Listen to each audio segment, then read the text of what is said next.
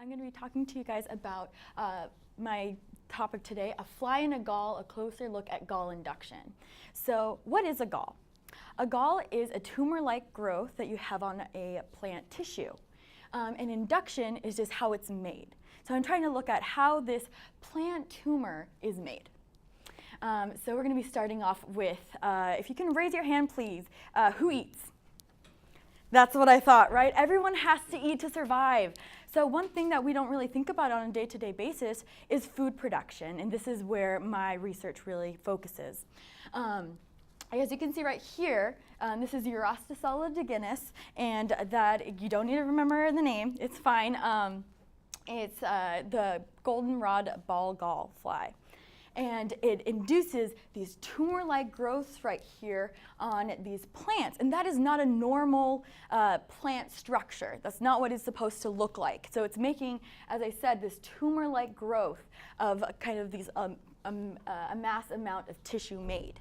And that actually hinders with crop yields. We use pesticides to counteract this. So we're going to go ahead and talk about that in a second later.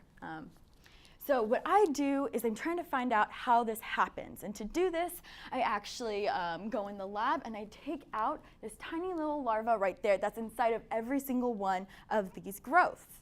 So I take it out and I dissect it underneath the microscope here. And from there, I actually tag it with an antibody.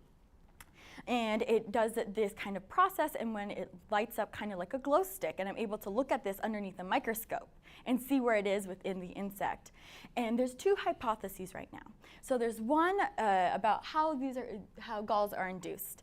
Either the insect is making the plant hormone that's highly concentrated, and it creates these tissue formations, or that it's eating the plant tissues with the hormones and then kind of spitting it back out and putting it back into the environment, right, to make this growth.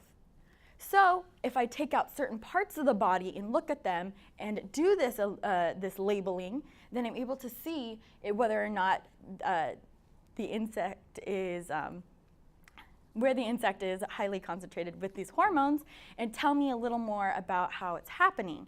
So I take out salivary glands, gut, and body cavity. So the outside of the body, kind of like our skin, kind of our membrane, the gut's the inside where you kind of see some because it's eating, and then salivary glands and kind of how we have enzymes and different kind of molecules that break down our food. So here we can see some preliminary data where I have a salivary gland and you can see these bright little lights, and that means that there is a signal and there's high concentrations of those chemicals, those hormones that are creating that tissue.